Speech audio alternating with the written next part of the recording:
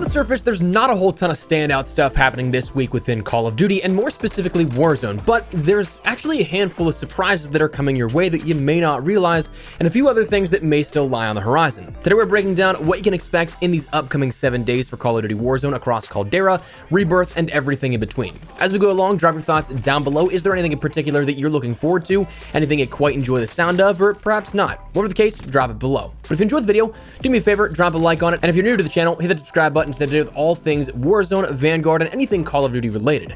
And finally, if you ever pick up anything in the COD shop across either Warzone, Vanguard, Cold War, or Modern Warfare, and would like to help support the channel a little further, creator code ESPRESSO in the support a creator function helps out tremendously.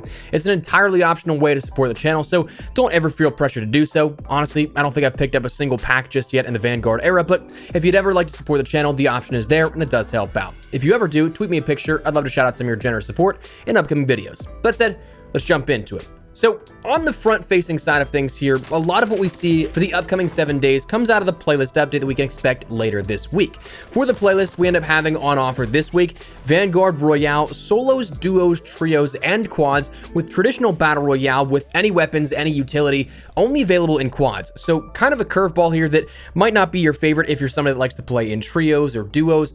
I personally play a lot of quads, so it might not affect me all that much, but I definitely don't understand the sort of transition from one mode to the other like this. It feels way too forced, in my opinion, to take everything away from one base game mode especially and then transfer it to a limited time mode per se. So I would have loved to see solos, duos, trios, and quads for both Battle Royale Traditional and Vanguard Royale if we end up getting that put back into the playlist, but I don't make the big bucks here. Plunder is going to be available in traditional quads, so you can use everything you'd like here once again while trying to end up getting that max cash and winning the match. Then we'll have Rebirth Resurgence duos, trios, and quads as per norm. Nice to see that in multiple different match sizing, but the curveball here for this week, and the first big surprise out of this, perhaps if you haven't been paying attention, is that we will see Rebirth Iron Trials duos here as of this week come Thursday. Now, Rebirth Iron Trials duos is going to be something very interesting, and I'm very curious to see how this will play out. We haven't seen Iron Trials for a few months now, since before Caldera launched and the integration with Vanguard, and so to see it return here,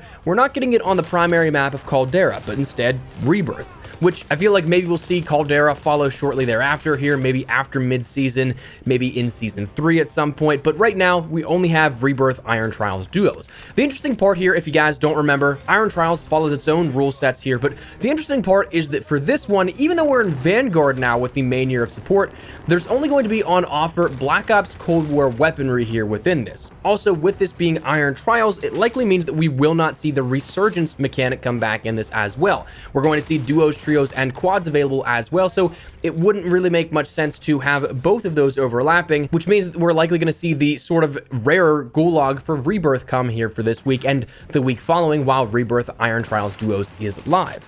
So think regular Battle Royale once again on a base level for Rebirth, but there are also those other major rule changes. On top of the fact we'll have Black Ops Cold War as the primary weaponry, health obviously is the other biggest thing here with this in Iron Trials. It's 250 HP instead of the base 100, then add the armor and it significantly changes the TTK, which makes it way more competitive and honestly is I think a great change here for how the pacing of Warzone can work. Health regeneration also is something that is increased from the 5 seconds that it takes without taking damage to start regenerating your health. You now need to not take damage for 7 seconds to regen your health, so it's a longer start time for that regen, and then also the regeneration per second was decreased by 60%, so it takes longer to regenerate your health overall.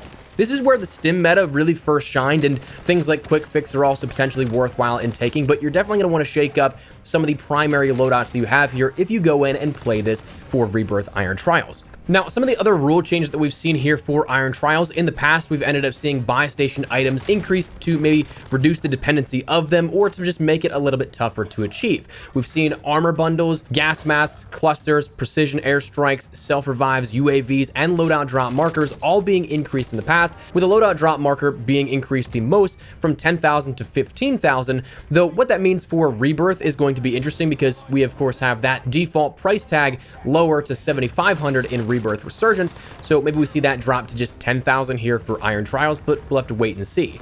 Now, we also ended up seeing, thanks to data miner Alex, there's a couple of other things introduced in the buy station since our last outing as well. The armor box for 6,000 apparently right now, and the specialist bonus for 30,000, which is quite a hefty bit in terms of utility, but hey, I mean, maybe it's worth it. Now, if you jump in, you play this, and you end up taking out the best of the best here in that extended TTK, you'll end up getting an exclusive animated calling card as reward that sets you out above those that were just competitors and those that were victors. Now, outside of that, though, on the Warzone side of things, feature-wise, on top of this, we should start to see a more abundant flow of the Nebula 5 bombs, which is the kind of other surprise here that is more so stated and a little bit more predictable if you've been following along, but not the only stuff we may see here as of this week. But this coming week is rounding out the final update week of the Search and Deploy event, which you may or may not even realize is going on right now. It's an event that unfortunately doesn't have any sort of reward stream, in-game menu tab, or anything like that, no challenges associated with it, no exterior rewards at all, as we've seen with every seasonal launch, and as we've seen also in some mid-seasons. I kind of guess that's where we're going to see our next sort of in-season event, is the mid-season update, but the Search and Deploy event was more so about the progressive rollout of content and changes in Caldera. Firstly, the bunkers and the point of interest were added in with the seasonal launch. Then the armored convoys came as of last week, which drop a higher level loot and also tons of cash. I'm talking like 30 to 40,000 in cash each time you take one out in BR, which is huge.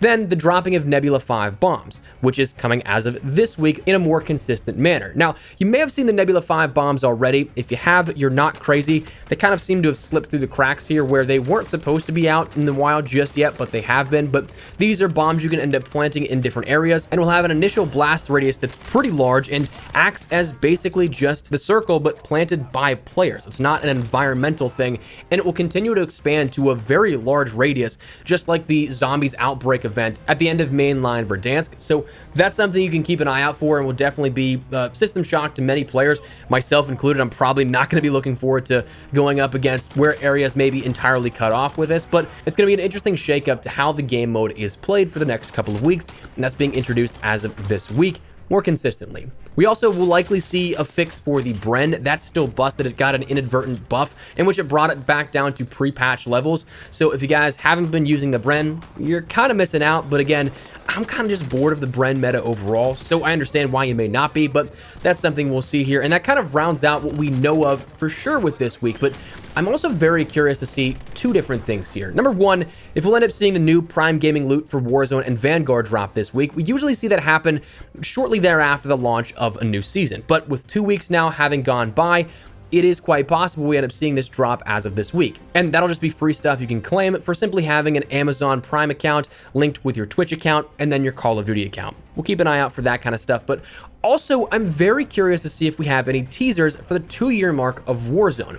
Now, for what it's worth, I don't think that we're going to be seeing anything actually given to us until at least that 2-year mark for Warzone, which does not fall within this week, but rather the following week. And also, for what it's worth, we are gearing up towards the mid-season update here, it seems. Even with update 1.54 being logged on the PlayStation database, which indicates that something is coming. Soon, but no ETA. Usually after this happens, it's about a week or two after that update is logged on the first party end that it goes live for everybody, so it's possible, but interestingly, there's no file size associated with it, so it could be a larger update, but oppositely, it could be a minuscule one. What I'm very curious, though, to see is if we end up getting anything here this week or the week following for the 2-year anniversary mark of Warzone. For those that don't know, not this week, but the following, March 10th is actually that 2-year mark. And this is the first time I think it's happened where we have the anniversary actually on a scheduled update day. So it's possible it could happen, but admittedly, it's a bit before that proper mid-season point when the Battle Pass timer concludes. But then again, it really hasn't stopped COD before in either releasing a mid-season update a week early or in some cases 2 to 3 weeks late.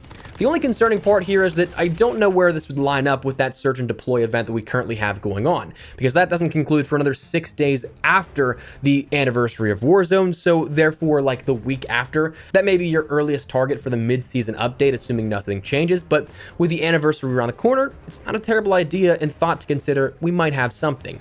Now, right now, it is rumored that we'll end up having a revamped Rebirth Island, perhaps with Iron Trials rounding out the final bits of play on Rebirth that we know as of now. But we also know that with Season 2's preview, there was some specific wording for Rebirth in particular.